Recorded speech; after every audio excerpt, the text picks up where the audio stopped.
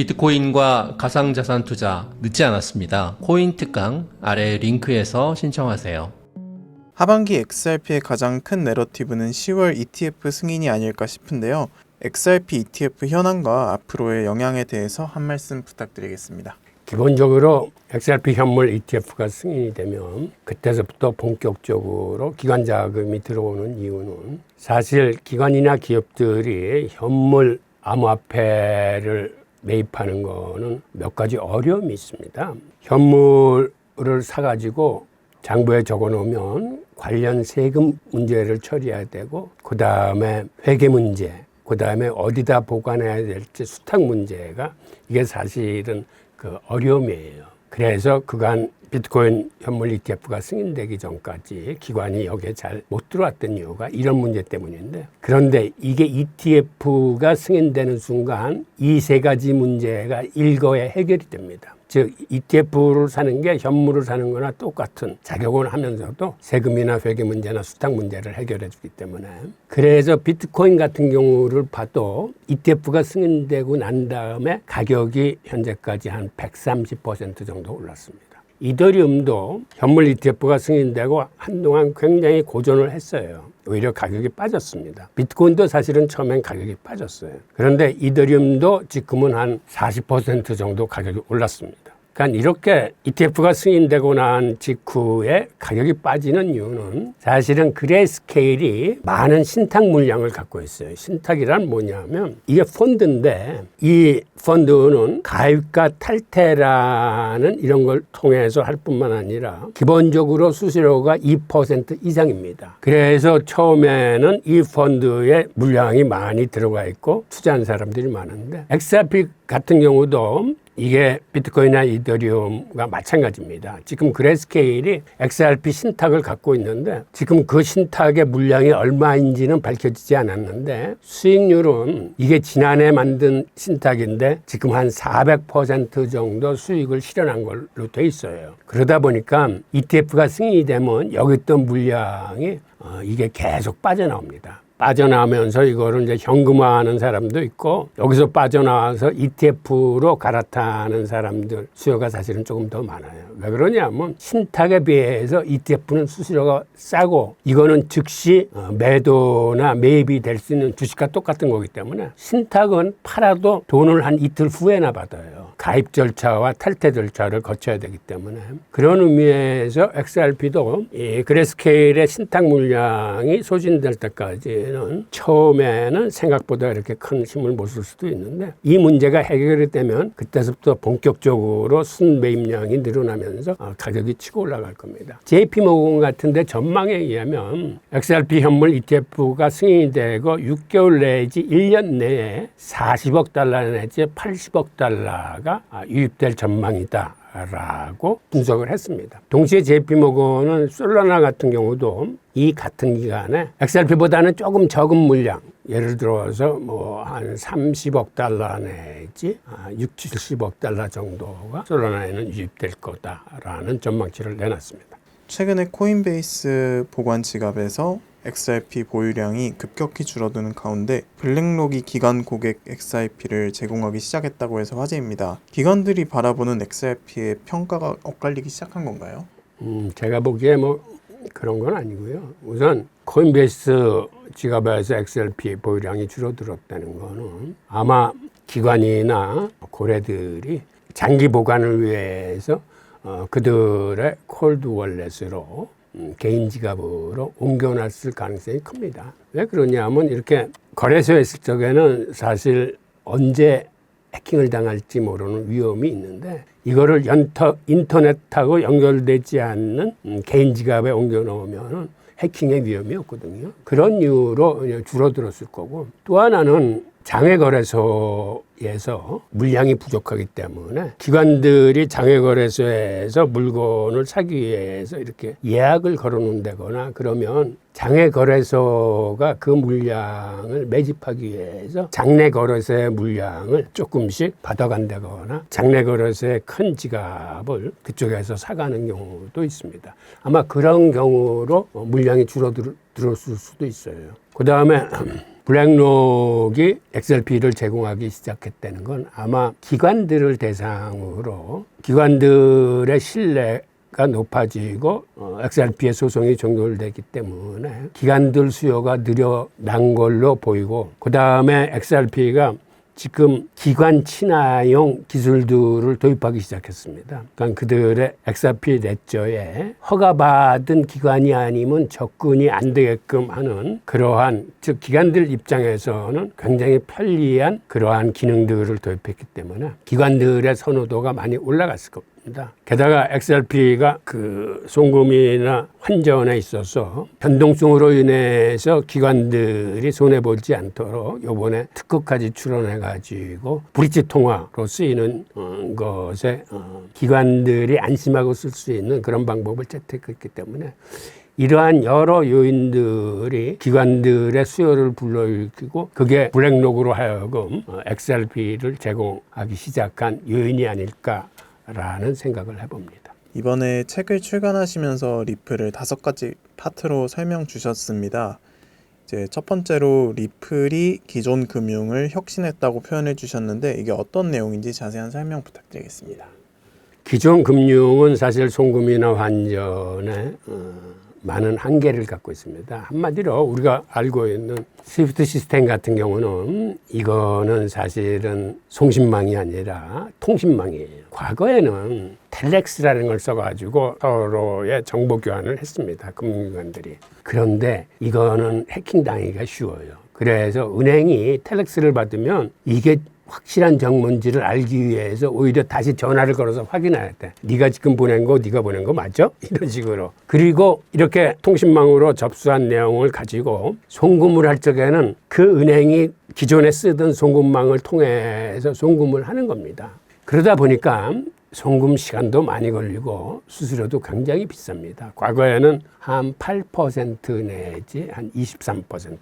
금액이 작을수록 수수료 비중이 커졌어요. 그런데도 불구하고 이거를 계속 쓰는 이유는, 이렇게 구닥다리 아날로그를 미국이 계속 고집하는 이유는 사실 그간 50년 이상 이걸 써오면서 테러 자금이나 불법 자금을 이게 많이 색출을 해줬습니다. 그러니까 중개은행들을 거칠 때마다 신원 확인을 하고 자금의 목적 같은 걸 따져가지고, 그러다 보니까 이거를 지금 새로운 온체인 시스템으로 바꾸고 싶어도 아직까지 온체인은 분산형 네트워크로 다이렉트로 송금인과 수친 사이를 연결하는 거기 때문에 이걸 중간에서 걸러줄 장치가 없습니다. 그러다 보니까 이거를 쉽게 포기하지 못하는데, 그럼에도 불구하고 어차피 온라인 시스템이 온체인 시스템으로 갈 수뿐이 없는 지금 그러한 환경에 진입을 했습니다. 그 이유는 스테이블 코인이 등장함으로써, 아시다시피 스테이블 코인도 암호화폐예요.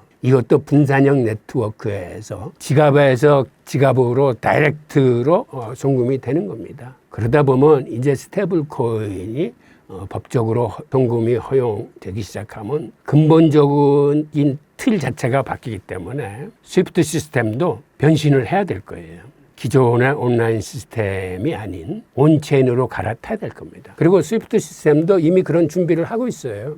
그래서 체인 링크 시스템도 지금 테스트를 해보고 있고, XRP 레저 시스템도 지금 해보고 있고, 심지어는 헤데라 네트워크도 지금 시험 중에 있습니다. 그리고 ISO 2002라고 그래서 앞으로 쓰이게 될 표준 메시지, 이 표준 메시지가 한마디로 온라인과 온체인을 통합하는 표준 메시지가 될 거예요. 하여튼 이러한 의미의 기존 금융의 한계를 리플은 혁신적으로 이거를 바꾸고 있습니다. 한마디로 리플 레저의 분산형 네트워크는 송금 시간이 3초 내고, 그리고 수수료도 이건 거의 무료에 가깝습니다. 그러다 보니까 당연히 앞으로는 이러한 온체인 시스템이 주류가 돼야 되는데, 근데 지금의 문제는 온라인하고 온체인 간의 그 서로 다른 네트워크 간의 이 교류나 결합이나 이거를 다른 네트워크는 사실 잘 하지 못하는데, 리플은 그간 오랫동안 이 분야의 기술을 개발해 왔기 때문에 이미 리플 페이먼트 같은 기능에는 쌍방향 송금 네트워크인 엑스커런트 기술이라거나 환전을 자유롭게 할 수 있는 XREPT 기술, 온라인 인터페이스를 통해서도 XRP 레저에 접속시킬 수 있는 XBIA 기술들을 이미 개발을 해놓은 상태고, 서로 다른 네트워크 간의 교류를 위해서 인터레저 프로토콜이라는 걸 오래전에 개발을 했습니다. 그래서 서로 다른 네트워크 간의 교류를 리플만큼 잘할 수 있는 코인은 없어요. 여기에 중심이 XRP와 리플이 만든 RLUSD 스테이블 코인인데, 이 두 개가 투트랙 전략으로 갈 겁니다. 한 쌍이 돼가지고 스테이블 코인 전송망에서도 쓰이고, 이 리플 레저 이 전송망에도 쓰이는 이런 기술을 리플이 갖고 있기 때문에, 소송이 종결된 그 이후서부터는 이런 기술들을 받아들이는 은행이나 공공기관들이 많이 늘어날 겁니다. 그리고 리플 자체가 과거 송금 특화 기업에서 이제는 디파이나 RWA 같이 이런 기술로 지금 진화하고 있습니다. 한마디로 글로벌 금융 인프라로 지금 다시 태어나고 있는데, 최근 들어서 이더리움 호환 가상머신 사이드 체인을 장착했고, 그들의 리플 레저에 훅스 프로토콜이라고 아예 스마트 콘트랙트 기능을 이 네트워크 자체에 지금 깔고 있습니다. 그들이 이번에 내놓은 새로운 신규 버전 을 들여다봐도 이 6가지 기술들이 기관 친화형, 규제 친화형 이런 기술 개발들이 지금 이루어지고 있습니다. 그러니까 이러한 혁신을 통해서 앞으로도 이 주요 무대에서 뛸 수 있도록 그 많은 변신과 마케팅을 통해서 리플이 성장하고 있기 때문에, 이런 과정을 좀 눈여겨서 계속 지켜보셔야 될 겁니다. 예. 트럼프 정부가 강력하게 밀고 있는 스테이블 코인의 중심에 리플이 있다고 하셨습니다. 앞에서도 살짝 설명해 주시긴 했는데, 여기에 대해서도 한 말씀 부탁드리겠습니다. 스테이블 코인이 본격적으로 쓰이면 XRP의 쓸 자리가 줄어드는 거 아니냐라고 걱정하시는 분들이 많은데, 일부는 사실이고, 또 다른 면에 있어서는 이 두 개가 같이 공존할 가능성이 큽니다. 우선 리플이 지금 발행하고 있는 RLUSD라는 스테이블 코인만 들여다봐도, 이거는 뉴욕 금융 서비스 당국의 정식 승인을 받은 스테이블 코인입니다. 그리고 리플 측에서도 앞으로 5위권 안에 입성하도록 빠른 시간 내에 이 목표를 달성할 수 있도록 지원을 하겠다라고 말하고 있고, 실질적으로 미국 정부도 미국계 스테이블 코인을 키울 생각을 하고 있어요. 그러다 보니까 테더 같은 지금 스테이블 코인의 최대 강자가 생각보다는 코너로 좀 몰리고 있습니다. 특히 유럽 같은 데서는 미카의 승인을 득하지 못해서 암호화폐 거래소에서 죄다 상장 폐지를 당했습니다. 그래서 테더는 유럽에서는 철수를 했어요. 그리고 미국에서도 코인베이스 같은 경우는 의회의 요청이 오면은 테더를 상장 폐지할 용의가 있다라고 발표를 했고, 테더 스스로도 지금과 같은 이러한 비공개적인 입장에서는 미국의 지니어스 액트의 승인을 받지 못할 거기 때문에 이번에 새로운 회사를 하나 만들었습니다. 즉, 앞으로 테더는 USDT는 개도국 전용으로 쓰고, 미국에서 쓰는 스테이블 코인을 새로 만들기로 했습니다. 그래서 지금 새로운 회사를 만들고, 거기서 새로운 스테이블 코인을 찍어서 이거를 갖고 지니어스 액트가 규정한 그 방식에 의한 승인을 득하고자 하고 있습니다. 그런 의미에서 미국에서는 이렇게 미국의 코인이라고 인정받는 USDC 서클과 RLUSD의 성장 가능성이 사실은 굉장히 높아요. 그러니까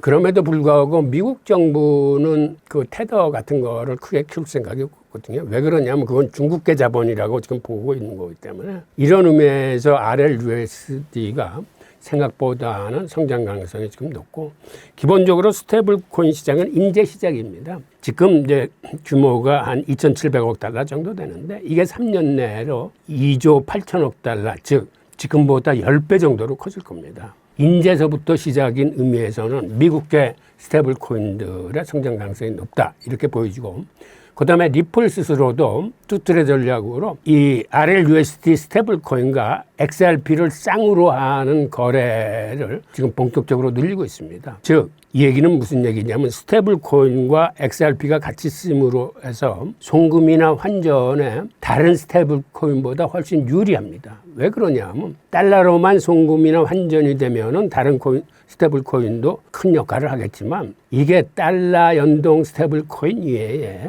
유로화 연동 스테이블 코인, 나중에는 위안화 연동 스테이블 코인, 이 각국 통화와 연동된 스테이블 코인과의 상호 교류와 호환이나 송금에 있어서는 RLUSD와 XRP가 쌍으로 거래되는 여기서는 XRP가 브릿지 통화 노릇을 하기 때문에 손쉽게 다른 종류의 스테이블 코인을 서로 바꿀 수가 있습니다. 이 분야에서 리플이 특화된 기술을 갖고 있고 이러한 상호 호환성이나 XRP를 활용하면은 은행이 특별히 유동성 자본을 비축할 필요가 없어요. 그렇지 않으면 환전을 할 적에 각 나라의 통화를 미리 다 비축하고 있어야 됩니다. 그러니까 예를 들어서 미국에 있는 은행이 일본 은행한테 송금을 하거나 환전을 할 적에는 일본 은행의 자기 구자에 엔화를 미리 갖고 있어야지 이 달러하고 엔화가 서로 교류가 됩니다. 그러다 보니까 엔화는 물론이고 유로와 위안화 모든 종류의 통화를 미리 비축해 놔야 되는데 여기에 자본이 많이 들어요. 그런데 이 XRP를 통해서 거래하면 이런 자본을 비축해 놓을 필요가 없이 XRP가 중간 브릿지 통화로서 모든 통화에 환전을 해줍니다. 그러니까 한마디로 풍부한 유동성이 지원되는 것과 똑같은 효과를 가져올 수 있어요. 그 다음에 최근 들어서는 기업의 재무 전략으로 XRP를 도입하는 기업들이 늘어나기 시작했습니다. 지금 한 10개사 정도가 매입 전략을 발표를 했고 지금 한 40억 달러 정도 그들이 구입하겠다라고 선언한 상태인데 ETF가 나오게 되면 이 숫자가 생각보다는 빨리 많이 늘어날 수 있습니다. 이런 의미에서 리플이 스테이블 코인 시장 내에서도 살아갈 수 있는 리플만의 어떤 특화된 장기를 갖고 있다고 보시면 될 것 같습니다. 리플과 중앙은행의 암호화폐 CBDC와의 협업도 주요 내러티브 중에 하나입니다. 여기에 대한 설명도 한번 부탁드리겠습니다. 네, 지금 그러지 않아도 한 10여 개 국가 정도가 CBDC 플랫폼하고 협력하고 있는 상태입니다. 그런데 이 나라들은 큰 나라들이 아니라 혼자서는 CBDC를 개발할 여력이 없는 조그만 나라래. 그 중에서 가장 큰 나라는 한 콜롬비아 정도가 될 텐데 그런데 이제는 미국 내에서 소송이 종결됐기 때문에 과거에는 소송이 걸려서 미국 정부의 눈치를 보느라고 이 리플의 CBDC 플랫폼을 제대로 쓰지 못했는데 이제는 더 많은 개발도상국들이 리플의 CBDC 플랫폼을 가져다 쓰게 될 겁니다. 이게 그들이 개발하는 것보다 비용도 적게 들고 그다음에 리플이 갖고 있는 기술을 그대로 쓸 수 있기 때문에 아마 조그만 나라들한테는 큰 도움이 될 겁니다. 그리고 리플 CBDC 플랫폼을 쓴다는 얘기는 XRP가 이 ODL 시스템, On Demand Liquidity라고 그래서 중간에 브릿지 통화로 모든 통화하고 환전이 가능하기 때문에 그들 그 통화 시스템에도 도움이 되는 거죠. 그리고 리플이 갖고 있는 그 인터레처 프로토콜, 다른 네트워크 간의 이 교류 같은 걸 쉽게 해주는 이러한 프로토콜이 내장돼 있어서 큰 도움을 받게 돼서 아마 작은 나라들은 앞으로 더 많이 리플과 이 CBDC 플랫폼을 공유하게 될 겁니다. 그리고 한마디로 스위프트 시스템도 자기 나름의 CBDC 플랫폼을 개발하겠다고 선언을 했어요. 그런데 스위프트 시스템보다도 리플의 CBDC 플랫폼이 이게 기술력에서 월등히 앞서 나가고 있습니다. 그렇기 때문에 앞으로는 이 분야에 대해서도 좀 기대를 하셔도 될 것 같습니다. 이제 리플 투자자들이 이렇게 리플을 공부하면서 투자할 때 유의해야 할 점이 있다면 어떤 게 있을까요? 우선은 투자자 입장에서는 사실은 자기가 선호하는 코인에 대한 약점에 대해서 객관적으로 인식할 필요가 있습니다. 투자를 하다 보면 투자한 코인의 좋은 이야기만 듣고 싶고 그것의 약점이나 안 좋은 뉴스는 오히려 거르는 그러한 성향에 빠질 수 있는데 사실은 여기서 조금은 냉정하게 투자하는 코인의 약점이 뭔지를 살펴볼 필요가 있는데 사실 XRP 같은 경우는 최초 발행 물량 자체가 너무 과도하게 발행됐어요. 자그마치 1,000억 개죠. 1,000억 개가 동시에 생성이 됐는데 이 중에 한 절반 정도를 아직도 리플랩스하고 그 관계인들이 갖고 있습니다. 그래서 지금 그거를 에스크로 시스템을 만들어서 매월 초에 한 10억 개 정도를 잔금을 해제해서 가져다 쓰고 필요 물량만 남겨두고 나머지 남는 거는 다시 에스크로 구자에 담고 있습니다. 그래서 월 초에 한 10억 개 정도를 꺼내서 그 중에서 보통 3억 개 내지 4억 개 정도를 쓰고 한 7억 개 정도는 다시 에스크로에 담고 있는데 이런 식으로 진행되면 에스크로 물량이 소진되는데 앞으로 빨려야 7, 8년입니다. 그러니까 7, 8년 동안은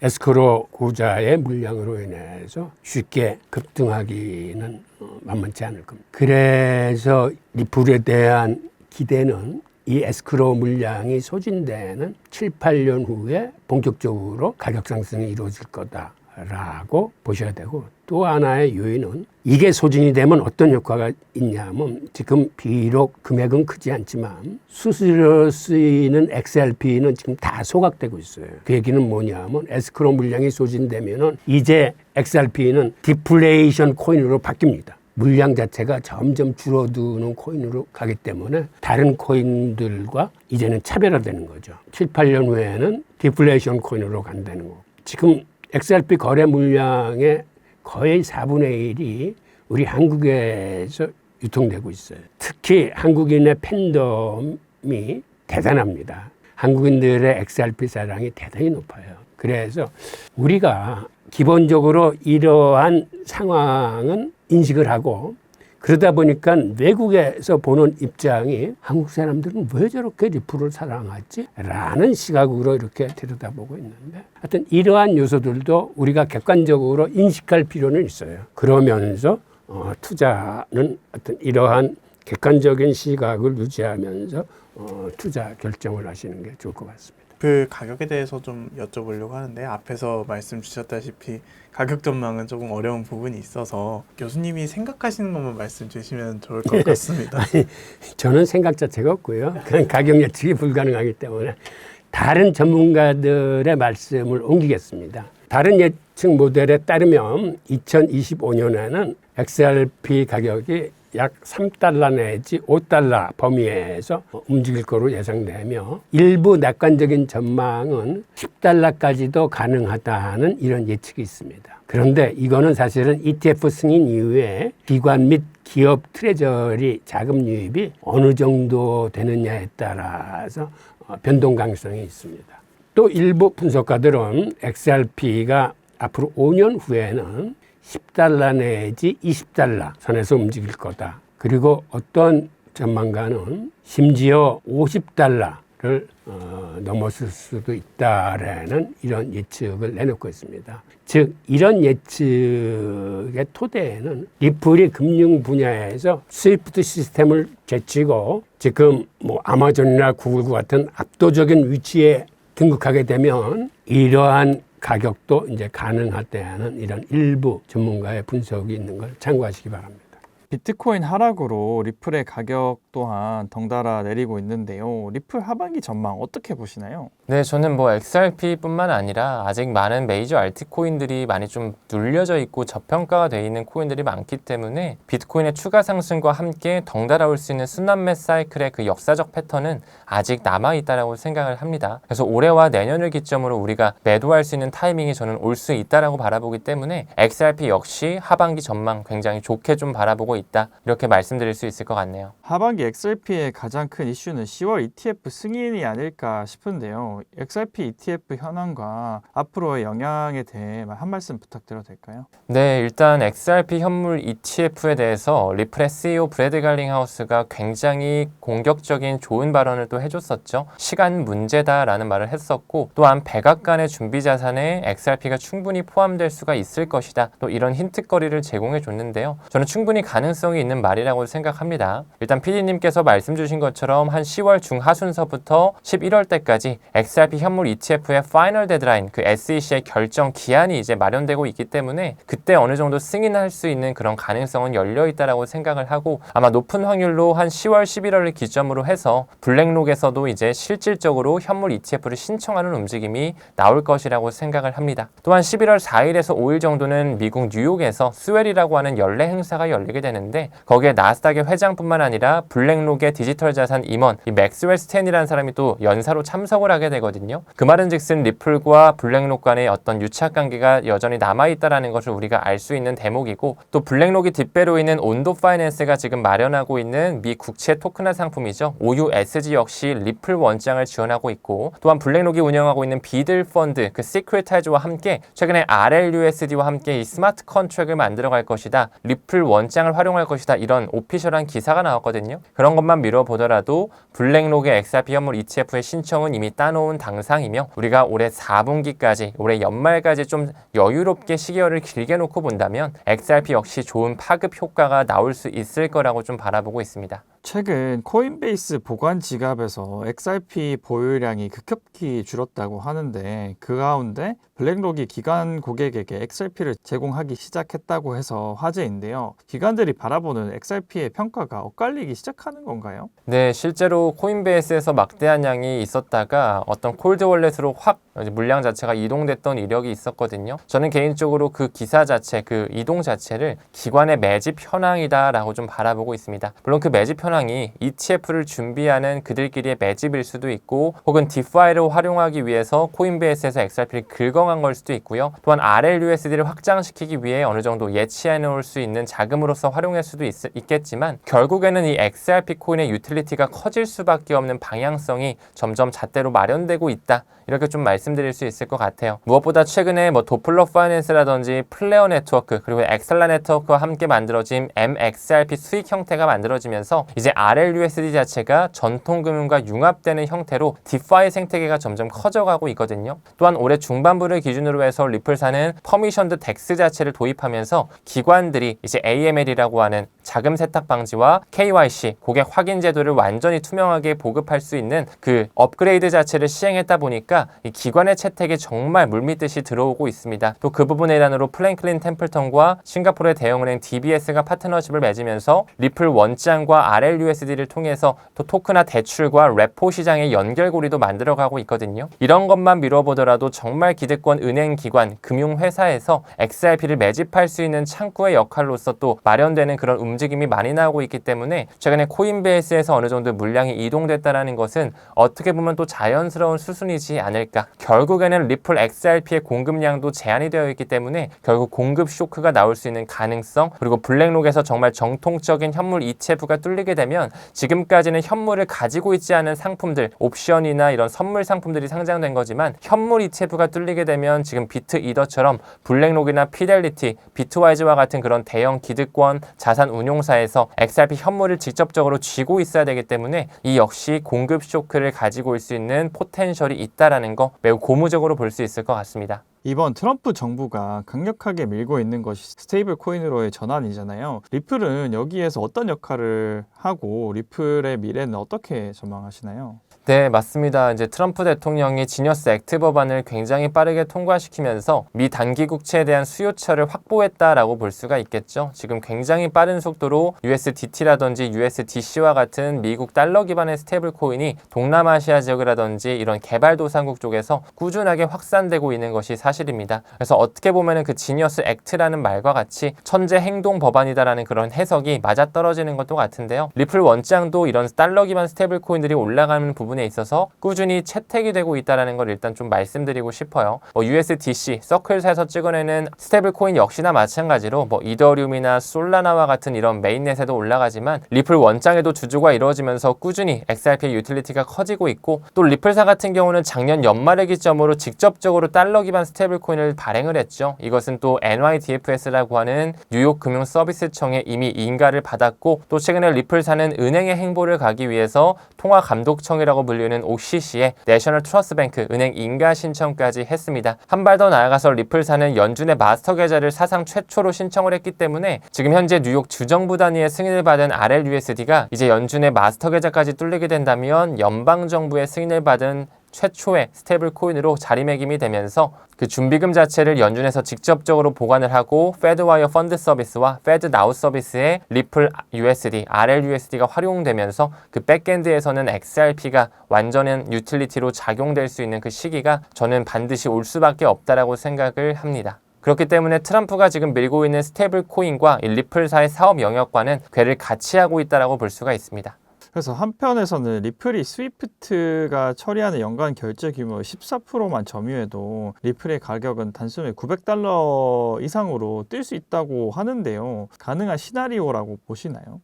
네, 그 올해 싱가포르에서 APEC 2025 행사가 열렸었죠. 그때 당시에 리플의 CEO 브래드 갈링하우스가 방금 PD님 말씀하신 것처럼 2030년까지 리플 네트워크를 통한 XRP를 통해서 스위프트의 약 14%를 우리가 가져올 수 있을 것이다. 이런 식의 말을 했는데 우리가 숫자상으로 계산을 하게 되면 AI로 돌려봤을 때 정말로 맥시멈 $1,000까지도 그런 가격 방향성이 나오긴 합니다. 근데 저 같은 경우는 좀 보수적으로 대략 $300에서 $500 사이 정도로 이제 계산을 좀 하고 있는데 그렇게만 된다라고 해도 지금의 대략 100배 정도가 되는 거잖아요. 우리가 어떤 주식을 투자하든 어떤 부동산을 투자하든 5년 정도 같이 투자를 했을 때 약 100배 정도의 기대 수익률이 나올 수 있는 자산 클래스는 저는 찾아보기 힘들 거라고 생각을 합니다. 그리고 또 XRP 같은 경우는 하나의 밈코인 이런 가벼운 코인이 아니라 시가총액도 굉장히 높고 현물 ETF를 바라보고 있는 코인이기 때문에 우리가 지금은 좀 기회로 포착해야 되는 시간이 아닐까 생각을 해요. 정말 그 스위프트 자체가 지금 현재 하루 기준 약 5조 달러가 왔다 갔다 하고 연간으로 봤을 때 중복 거래를 빼면 한 160조 달러가 왔다 갔다 하는 시장 캐파이기 때문에 리플사가 지금 비전으로 하는 가치의 인터넷,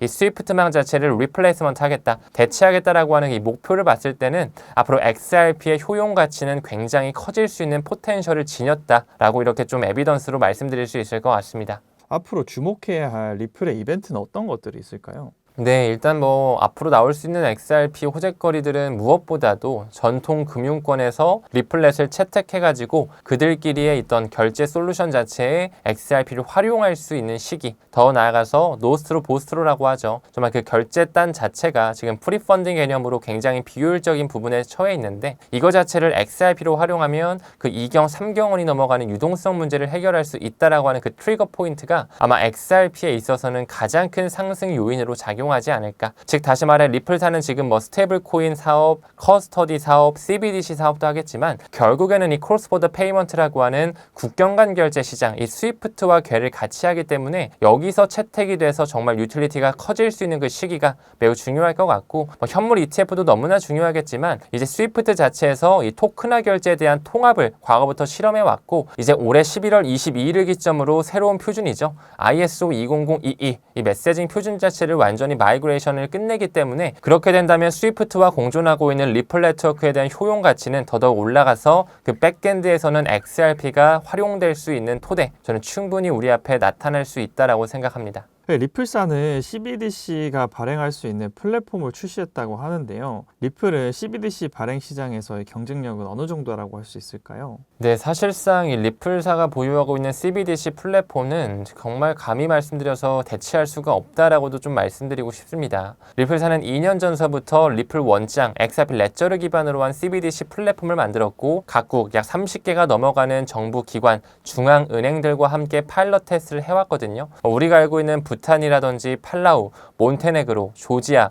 홍콩 등등 각국을 대표하는 중앙은행들과 이미 이 CBDC에 대한 청사진을 만들어놨다라고 할 수가 있고 무엇보다도 이 CBDC 담당 부사장을 역임하고 있는 리플의 임원이죠. 제임스 월러스는 이런 얘기를 합니다. 과거부터 리플과 SEC가 소송으로부터 눌려 있었지만 우리가 중앙은행들과 파트너십을 맺는 부분에 있어서는 전혀 걸림돌이 없었다라는 이런 팩트상을 말하거든요. 사실상 그것만 미루어 보더라도 리플 회사 자체는 단순한 하나의 핀테크 스타트업이 아니라는 걸 알 수가 있고 또 왜 그들이 아이비리그와 손을 잡으며 유브리 프로그램을 육성하고 더 나아가 세계경제포럼과 파트너십을 맺을 수 있었는지, 과거 42대 재무장관인 로사리오스가 어떻게 리플사에 합류할 수 있었는지, 이런 것들만 몇 가지 보더라도 리플사의 위력은 상당하다는 걸 알 수가 있습니다. 또한 최근에 도널드 트럼프가 하원에서는 지금 통과가 돼 있죠. 안티 CBDC 법안을 통과시키면서 개인들의 프라이버시를 지켜주겠다라는 식으로 표심을 휘어잡고 있는데, 그 안티 CBDC 법안을 하나씩 좀 뜯어보게 되면 결국에는 오픈 퍼미션리스 프라이빗 구조에 대한 이 플랫폼 자체를 받아들일 수 있는 예외 조항을 만들어 놨거든요. 즉 다시 말해 겉으로는 안티 CBDC 법안을 하원에서 통과시키면서 CBDC를 받아들이지 않을 것처럼 하고 있지만, 과거부터 그들은 디지털 달러 프로젝트를 출범해 왔고, 그뿐만 아니라 그 예외 조항을 뜯어봤을 때 민간 회사에서 만들어낸 오픈 퍼미션리스 프라이빗 개념의 그런 플랫폼 자체는 받아들일 수 있다. 한마디로 연준 자체적으로는 개발하거나 만들 수는 없겠지만 민간에서 운영하는 그 잘 개발된 플랫폼은 차용할 수 있다라는 개념을 지금 쥐고 있는 거거든요. 그것만 미뤄보더라도 저는 결국에 스테이블 코인에서 그치는 게 아니라 미국 역시 완전히 정부에서 인정하는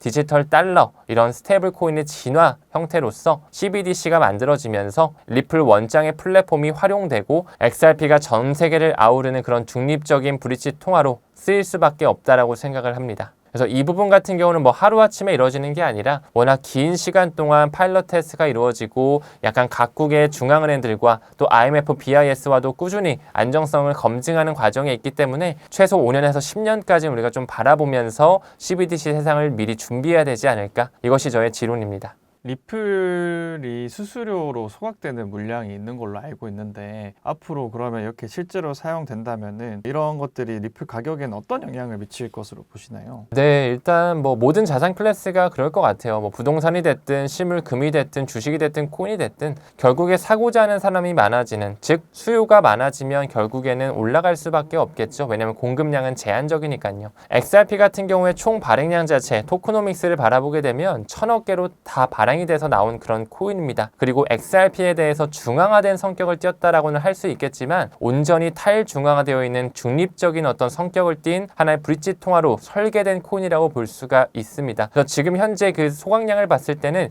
현저히 좀 수량이 작아요. 한 1,400만 개 정도밖에 안 되기 때문에 그것을 퍼센테이지화하면 0.015% 정도밖에 안 되거든요. 하지만 리플의 CEO 임원진들이 말하는 것처럼 이 스위프트를 대체하기 위한 가치의 인터넷의 목표를 바라봤을 때는 사실상 리플 XRP 1000억 개가 턱없이 부족한 수량일 수가 있기 때문에, 그리고 그 국경 간 결제를 대체하기 위해서는 원자 결제라고 하는 마이크로 단위의 결제까지 원활하게 이루어져야 되기 때문에 그들이 설계부터 100만 분의 1로 쪼개질 수 있는 하위 단위죠. 드랍 단위를 만들어 놨다라는 것까지 우리가 좀 면밀하게 깊숙하게 공부할 필요가 있다. 그래서 지금 현재 시점에서 XRP는 많이 저평가되어 있을 뿐만 아니라 소각량도 객관적인 수치로는 매우 미비한 수준은 맞지만 앞으로 5년 뒤 10년 뒤 화폐의 분권화 시대가 와서 CBDC, 암호화폐, 여러 가지 토큰화된 자산들로 결제가 되는 시대가 이루어진다면 결국에는 XRP가 모든 통화상을 지원하고 중립적인 위치에서 빠르게 소각되면서 가치 또한 자유롭게 이동할 수 있는 시대를 만들 수 있는 가장 큰 유틸리티를 가져가는 그런 암호화폐, 디지털 에셋이 되지 않을까? 저는 그렇게 좀 생각하고 있어요. 그래서 이런 큰 가상 자산의 등폭락으로 투자에 어려움을 겪는 분들이 많은데요. 리플에 투자를 고려하시는 분들에게 어떤 전략으로 리플에 투자하면 좋을까요? 네, 저는 항상 XRP 투자할 때는 반드시 공부를 좀 진정성 있게 해야 되는 그 각오가 돼 있으셔야 되고, 무엇보다 큰 돈을 한 번에 넣는 게 아니라 누가 좋다 그래서 나도 등 떠밀려서 투자하는 게 아니라 본인이 확신한 이후에 천천히 DCA 전략으로, 분할 매수 전략으로 한 달에 한 번씩 적금 들듯이 사는 게 맞다라고 좀 생각을 합니다. 근데 한 달에 한 번 사는 것보다는 뭐 보름에 한 번, 일주일에 한 번, 저 같은 경우는 하루에 한 번 사고 있거든요. 여러 가지 논문이나 코빗 리서치 센터의 그런 자료를 미루어 보더라도 변동성이 큰 시장일수록 그 DCA 주기가, 분할 매수하는 주기가 짧으면 짧을수록 좋다라고 하는 그 결과치가 나와 있기 때문에 저 같은 경우는 뭐 하루에 10,000원씩, 하루에 20,000원씩 천천히 그냥 XRP를 사고 있어요. 뭐 그래봤자 한 달에 30만 원, 50만 원 정도 우리가 적금 내는 금액이랑 그렇게 별반 다르지 않기 때문에 여러분들께서도 이 XRP를 내가 조금 더 눈여겨보고 투자해야 되겠다 싶다라고 하면 조금 더 천천히, 조금 더 보수적인 스탠스로 공부를 먼저 하시고 확신이 좀 들게 됐을 때 분할 매수로 접근하는 것이 바람직하다 바람직하지 않을까 생각을 합니다. XRP에 대한 긴 소송 약 5년 정도의 법적 공방이 끝났음에도 불구하고 저는 결국에 앞으로도 XRP 투자가 결코 쉽지는 않을 거라고 생각을 하거든요. 그렇기 때문에 반드시 비트 이더와 함께 좀 포트폴리오를 병행해서 좀 분산해서 투자를 하시고 보관하는 것도 신경을 써서 당연히 보관을 해주셔야 되겠죠. 하지만 XRP에 대한 공부는 무엇보다도 퍼드 기사가 워낙 많이 동반이 되기 때문에 공부를 많이 해주셔야 되는 그런 코인이라는 것을 꼭 강조드리고 싶습니다.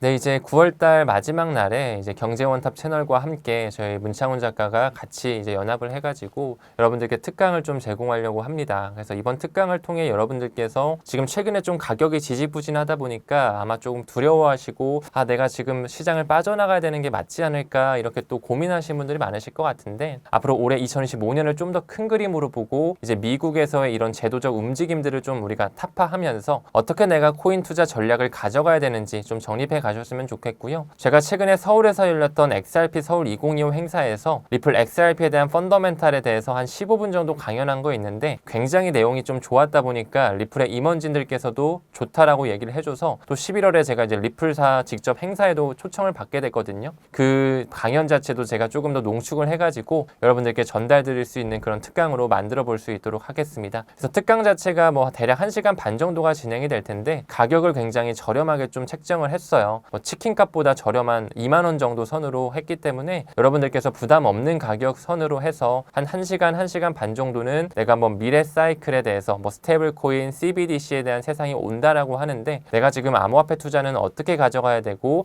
내가 집중해야 되는 코인들이 어떤 것들이 있고 또 XRP에 대한 펀더멘탈도 확실히 잡아가셨으면 좋겠습니다.